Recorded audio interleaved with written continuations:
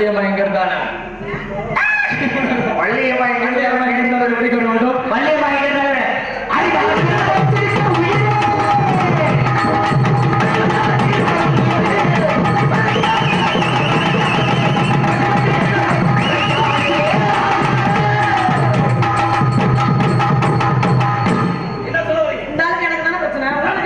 அப்படி இல்லமா இந்த ஆர்வ